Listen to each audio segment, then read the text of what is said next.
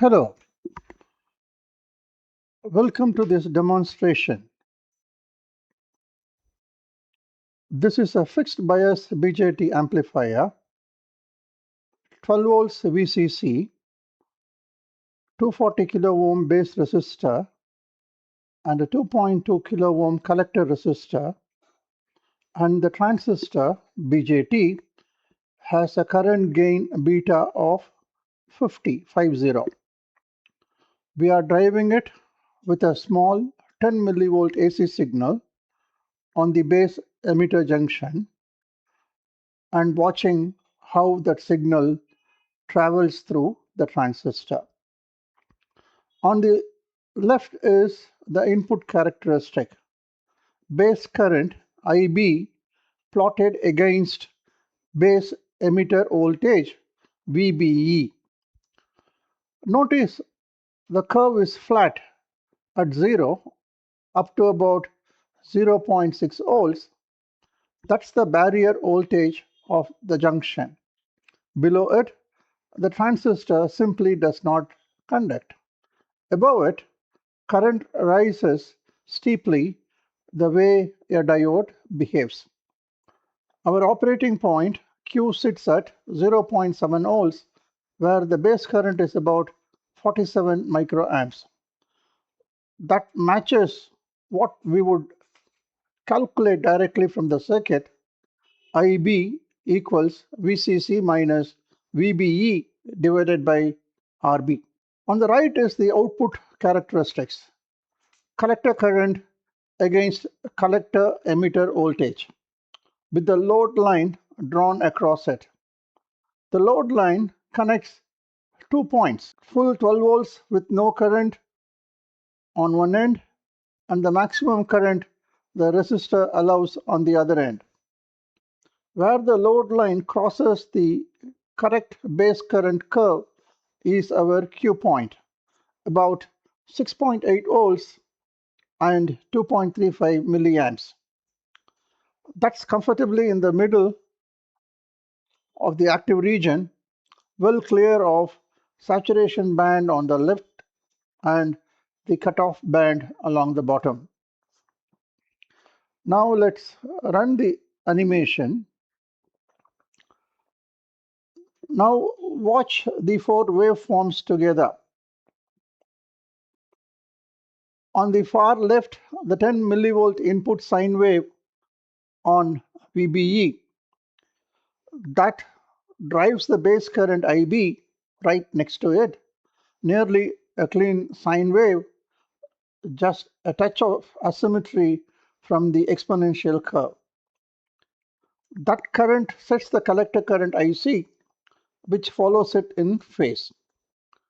And finally, VCE, the output voltage, moves out of phase.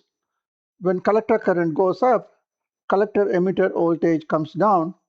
That's the 180-degree phase inversion you will get from a common emitter configuration.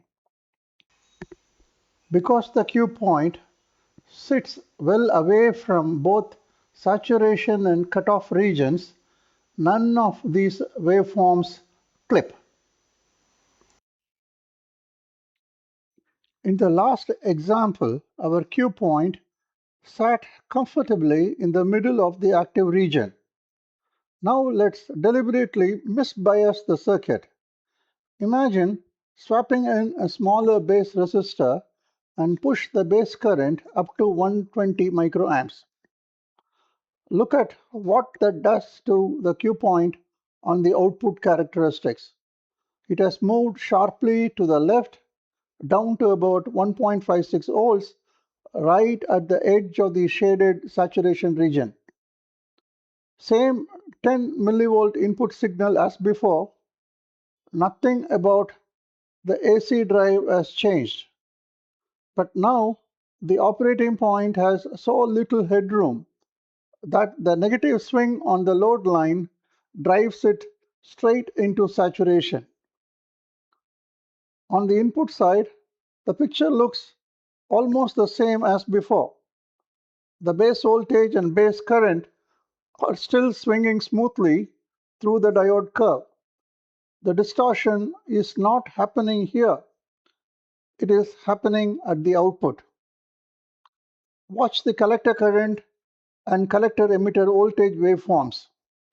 IC should be a clean sine wave riding on 4.7 milliamperes, but instead the top of each cycle flattens out. It literally cannot rise any further because the transistor has run out of voltage across it. And VCE tells the same story from the other side. Instead of dipping cleanly, its trough flattens out near the saturation knee just under a volt. This is saturation clipping, one of the two classic causes of amplifier distortion. The fix is straightforward. Choose a base resistor that centers the Q point in the active region,